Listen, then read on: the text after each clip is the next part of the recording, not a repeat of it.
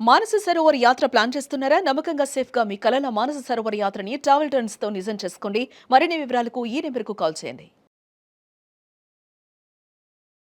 నమస్తే రమగారు. నమస్తే జయ. రమగారు, మనకి రథసప్తమి ఉందండి. హ్మ్. రథసప్తమి అనగానే ఒక సంవత్సరం మనం హ్మ్. మేడ మీద చక్కగా కుంపటి సూర్యోదయానికి ముందే పెట్టి కుంపటి పెట్టి పరవన్నం వండేసాం, పాలు పొంగిచ్చాం కదండి. మళ్ళీ చెయ్యాలనిపిస్తోంది నాకు. చేద్దాం అవకాశం చూసుకుందాం ఒకసారి.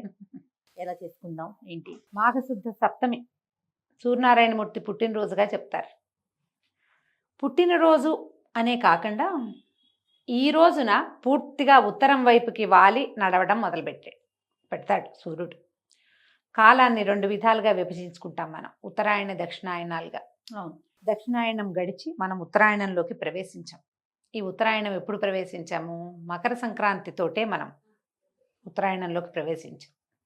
అంటే సూర్యుడు ఉత్తరం వైపుకి నడవటం మొదలు పెడతాడని సూచన. ఇది దేవతల మెలకువ కాలమని, అంతా సిద్ధంగా ఉంటారని, మెలకు వచ్చి మన కోరిన వరాలు ఇస్తారని, ఇట్లా విశేషంగా కొన్ని పండుగల కాలమని చెప్పుకుంటాం. అయితే ఈ సంక్రమణం కూడా చాలా విశేషంగా సూర్యనారాయణమూర్తికి విశేషంగా సేవించుకుంటాము. తర్వాత ఏమో పితృతర్పణాలు అవి పెడతాం, పెద్దల రోజులుగా సేవించుకుంటాము. ఆ తర్వాత ఆ వెంటనే ఇంకొక దగ్గరలోనే, ఈసారి మరీ దగ్గరలో సంక్రాంతి పండగ అయిన వారానికే మనకి సప్తమి కూడా వచ్చింది. కొంచెం కాస్త అటు ఇటుగా వెళ్తూ ఉంటుంది. ఈసారి కాస్త ఒక రవ ముందుగా వచ్చింది. ఈ మాఘమాసం మొదలుపెట్టిన దగ్గర నుంచి, మాఘమే సౌరమాసంగా చెప్తాం, ఆరోగ్య మాసంగా చెప్పుకుంటాం. మాఘమాసంలో విశేషంగా సూర్యారాధన చేస్తాం. అందులో సప్తమి మరీ విశేషమైంది. మాఘం మొదటి రోజు నుంచి చివరి రోజు దాకా ప్రతిరోజు సూర్యనారాయణమూర్తి దర్శనము, సూర్యుడికి అర్ఘ్యం ఇవ్వటము, సూర్య సంబంధితమైనటువంటి స్తోత్రం చదువుకోవటము, విశేషమైన సేవం జరపటము మన పద్ధతి. అన్ని రోజులు జరపలేకపోతే ఈ రోజున రథసప్తమి రోజునైనా సూర్యారాధన విశేషంగా చేసుకుంటే కనుక ఆరోగ్యం సిద్ధిస్తుంది, బాగుంటుంది జీవితం. అయితే ఈ రోజు నుంచి, ఇప్పుడు ఉత్తరాయణం మొదలైన దగ్గర నుంచి ఉత్తరం వైపుకి కొద్దిగా కొన్ని డిగ్రీలు అట్లా తిరగటం మొదలు పెడతాడు. ఈ రోజు నుంచి ఉత్తరం వైపుకి వాలిపోతాడు పూర్తిగా. నడక మారుతుంది. ఇవాళ నుంచి మనకి సంక్రాంతి పండగ రోజునే ఎండ పెరిగింది. అవునండి. మెల్లిగా ఎండెక్కుతుంది, మాఘం వచ్చేసరికి చురుకెక్కుతుంది. ఈ సప్తమి నాటి నుంచి ఇక ఎక్కిపోతాడు, పొద్దు నిలబడ్డం మొదలు పెడుతుంది. ఇది ఎండ పెరిగే కొద్దికి నేల పదునెక్కుతుంది, ఎండ పదును పెరుగుతుంది. నేల కూడా ఇప్పటిదాకా ఏమైంది, వర్షాలతోటి తర్వాత మంచుతోటి చిత్తడిగా ఉండి బంకగా ముట్టుకుంటే అంటుకునేలాగా, దుప్పట్లోనే ఉండిపోదానరా దేవుడా అని అనిపించేలాగా ఉన్న రోజులు మారడం మొదలు పెడతాయి. పగళ్ళు మెల్లిగా పెద్దవవుతాయి, రాత్రుళ్ళు చిన్నవవ్వటం మొదలు పెడతాయి, ఎండ పెరుగుతుంది, మనకి ఆరోగ్యాల్లో కూడా మార్పు వస్తుంది. నిన్నటిదాకా సరిగ్గా అన్నం తినని వాళ్ళు కూడా ఒక రకంగా వేడిగా అవి తాగుదాం ఇవి తాగుదాం అనిపించిన వాళ్ళకి అన్నాసక్తి పెరుగుతుంది, జీవుల చైతన్యంలో మార్పు వస్తుంది. అసలు మొత్తం ప్రపంచమే మారిపోతూ ఉంటుంది. ఇంతే కదా జీవితం, ఎప్పటికప్పుడు మారుతూ ఉంటుంది. ఆ మార్పుకి కారణభూతుడైనటువంటి ప్రత్యక్ష నారాయణ స్వరూపుడికి ఈ రోజున మనం సేవ చేసుకుంటాం. సూర్యుడికి తొందరగా నిద్ర లేవటం, అర్కపత్రం అంటే జిల్లేడాకుల్ని కానీ, తర్వాత సౌరశక్తి ఇతోధికంగా ఉండే రేగాకులు, రేగు పళ్ళు, ఏవైనా రాగి కాసులు తల మీద పెట్టుకుని స్నానం చేయాలని చెప్తారు. 7 జిల్లేడాకులు, 7 రేగాకులు, 7 చిక్కుడాకులు, తర్వాత రేక్కాయలు, ఎవరికి ఏది వెసులుబాటుగా ఉంటేది, ఎవరికి ఏది అందుబాటులో ఉంటే అది. మన ప్రాంతాల్లో చిన్న చిన్న తేడాలు ఉన్నాయి. ఈ తేడాలన్నిటినీ బట్టి మన పద్ధతి ప్రకారం ఏదో ఒకటి నెత్తి మీద పెట్టుకుని, అంటే ఆ సౌరశక్తి ఎక్కువగా ఉంటుంది వాటిలలో. అసలు జిల్లేడాకుని సంస్కృతంలో అర్కపత్రం అని చెప్తారు. అర్క దాని పేరే, అందుకని సౌర సంబంధమైన శక్తి ఉంటుంది. మామూలుగా జిల్లేడు ఎప్పుడు వాడతాం జయ, మనం సంవత్సరంలో ఒక్కసారి వినాయకుడు పూజప్పుడు వాడతాం. ఆయనకి అర్కపత్రం సమర్పయామి చెప్తాం, అదొకటే. రెండోది మళ్ళీ ఇప్పుడు మామూలుగా జిల్లేడు చెట్టు జోలికి బొమ్మను.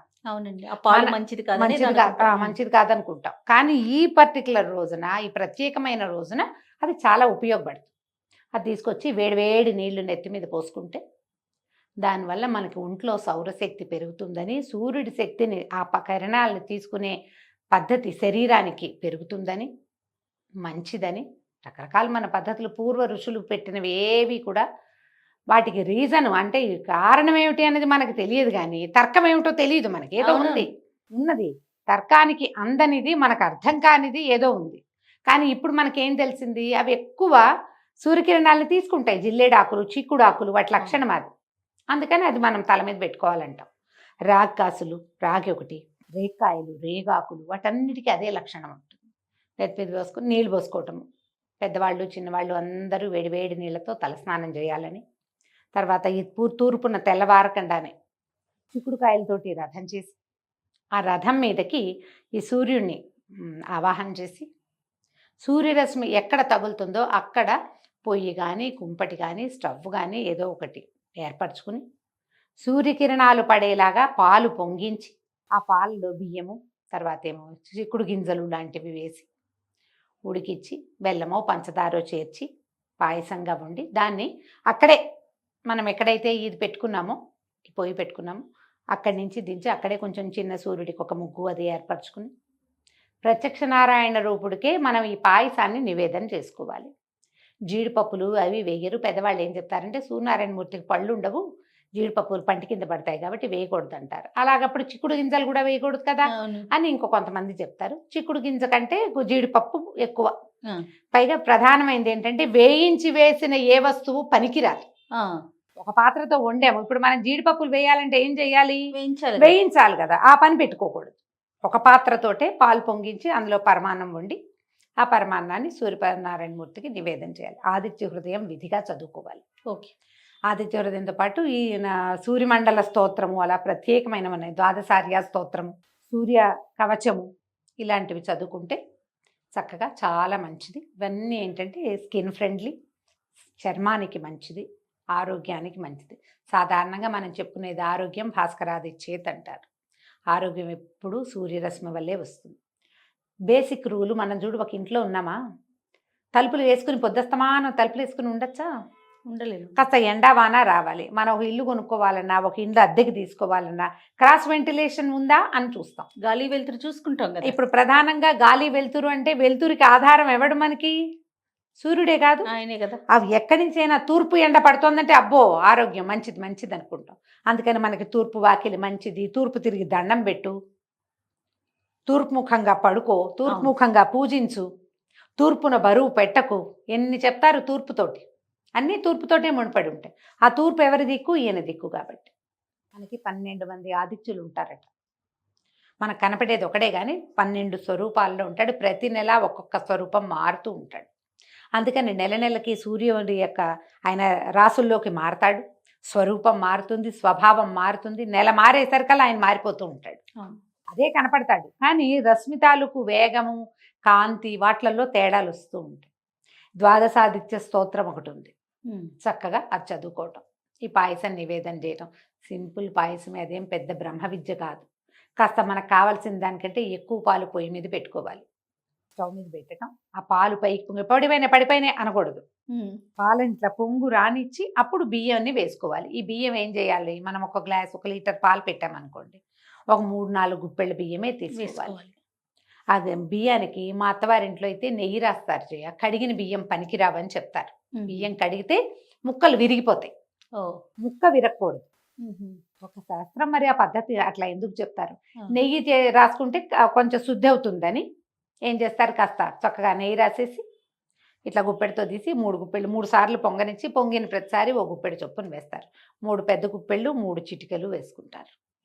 పిల్లలతో వేయించాలి, ఇంటిల్లిపాది వేయాలి. అవన్నీ మీ ఇళ్లలో ఏం పద్ధతులు ఉన్నాయో అవి చేసుకోండి. మా ఇంట్లో అయితే నేనే వేసుకుంటా, నేను ఎవరిని పిలవను. మా అమ్మ వాళ్ళ ఇంట్లో చేసేటప్పుడు కూడా ఎవరు పాయసం దగ్గర కూర్చుంటే వాళ్ళే వేసేవాళ్ళు, కానీ మమ్మల్ని అందరినీ పిలిచి వేయించాలన్న నియమం పెట్టుకునేవాళ్ళు కాదు. ఎందుకైనా కానీ ఒక్కొక్కళ్ళ పద్ధతి అంతే. కొన్ని ఇళ్లలో కనిపిస్తుంది, ఇంటిల్లిపాది వచ్చి అందులో వేయటము, దండం పెట్టుకోవటము ఉంటాయి. అంటే అందరి చెయ్యి అందులో కలవాలను ఏదో సిద్ధాంతాలు, మీకు ఎలాంటి సిద్ధాంతం ఉంటే అట్లా చేసుకోండి. ఒక్కళ్ళే చేస్తే తప్పని, 2 భార్యాభర్త చేయాలని, పిల్లలతోటి వేయించాలని అవి ఏవి నియమాలు కాదమ్మా. అవి షో కోసం చూపించేవి మాత్రమే. మీ ఇంట్లో గనక అలాంటి నియమం ఉంటే మాత్రమే వాటిని పాటించండి. లేకపోతే ప్రసాదం 10 మంది ముట్టుకోకూడదని నా సిద్ధాంతం అయితే అది. ఓకే. పిల్లల తలల మీద చేతులు పెట్టుకుంటారు, అట్లా అనిపిస్తుంది. మనం మడిగా చేసేటప్పుడు అందరినీ మెడెక్కడ కట్టిస్తాం, మనం శుద్ధంగా చేసుకుంటాము. అన్ని చోట్ల తిరిగి పిల్లలు అటు ఇటు ఆడుకుంటూ వచ్చి ఆ చేతులు పెడితే అలా నా ఉద్దేశం. మడికి పనికిరాదని. ఒక్కొక్కళ్ళది ఒకరిది దాన్ని మీరు ఓసిడి అనొచ్చు. ఓసిడి కానీ నేను దాన్ని మడి అనుకుంటాను. మీ ఇష్టం. కానీ ఇలా చేసి చక్కగా పాలు ఎక్కువ ఉండాలి. ఈ బియ్యము ఉడకాలి కదా, అవును. చాలా సమయం తీసుకుంటుంది. నిదానంగా సన్నని సెగ మీద మాడిపోకుండా, పాలు విరక్కండా చూసుకుని తాపీగా దాన్ని ఉడికించటము, తర్వాత బెల్లం వేయటము. వేస్తే చక్కగా కరిగి పాకం పక్వం అవుతుంది. దాన్ని చిక్కుడాకుల మీద నివేదన చేస్తాం. అవునండి. చిక్కుడాకులు, చిక్కుడు కాయలు దొరకటం చాలా ముఖ్యము. అవకాశాన్ని బట్టి చూసుకోండి. ఆకులు పెద్ద పెద్దవి దొరికితే శుభ్రంగా ఒకసారి కడిగేసి తుడిచి ఒక పళ్ళెంలో ఆకులను పేర్చి వాటి మీద మనం అన్నం ఈ పాయసాన్నాన్ని పెట్టేసి చక్కగా నివేదన చేస్తే బాగుంటుంది. ప్రసాదం ఇచ్చేటప్పుడు కూడా చక్కగా చిక్కుడాకులో పెట్టి ఇవ్వండి. ఆ చిక్కుడాకులో వేడి పాయసం పెట్టేసరికల్లా చిక్కుడు ఆకు రసాన్ని పాయసం తీసుకుంటుంది. అవును. అది ఎక్కువగా ఆరోగ్యానికి మంచిది. ఇంకా ఏ ఆకు చెప్పకుండా చిక్కుడాకే చెప్తారు మన ప్రాంతంలో. ప్రాంతాలు మారాక కొన్ని చోట్ల అరిటాకులు, కొన్ని చోట్ల మర్రాకు అలా ఉంటే వాళ్ళ పద్ధతి అది. మనం అది చెయ్యం. మనకి ఇక్కడ ఏం చెప్పారో మన ప్రాంతం అంతా చిక్కుళ్ళ మీదే ఉంటుంది. మీ అవకాశాన్ని బట్టి చేసుకోండి. ఎంత కుదిరితే అంత చేయండి అమ్మా, మానేయద్దు అంతే. ఇందులో పూజ లేదు, ఏవి కుదరలా. ఇందులో ప్లస్ ఇంకోటి, మీ పీరియడ్స్ కూడా పొద్దున్నే లేచి సూర్యుని చూసి దండం పెట్టుకోండి. మీరు అష్టమి రథసప్తమి చక్కగా సాంగంగా చేసినట్టే. సూర్యుడికి దండం పెట్టడానికి ఏ అడ్డము లేదు. ఓకే. ఎంతో కొంత చేసుకోండి. మన ఆదిత్య హృదయం చక్కగా మనకి రికార్డులు దొరుకుతాయి. ఏదైనా ఒక రికార్డు పెట్టుకోండి. మీకు చేత కాకపోతే 3-4 స్తోత్రాలు దొరుకుతాయి. ఏ స్తోత్రం కుదిరితే ఆ స్తోత్రం చదువుకోండి. శ్రీ సూర్యనారాయణ మేలుకో అని ఒక పాట కూడా ఉంది, రేడియోలో వస్తుంది. ఇదివరకు మన చిన్నప్పుడు వచ్చేది. హాయిగా అదైనా వినండి. ఏదో ఒకటి చేయండి. దండమైనా పెట్టుకుని రథసప్తమి పర్వదినాన్ని సుసంపన్నం చేసుకోండి. తప్పకుండా. నమస్తే. నమస్తే జయ.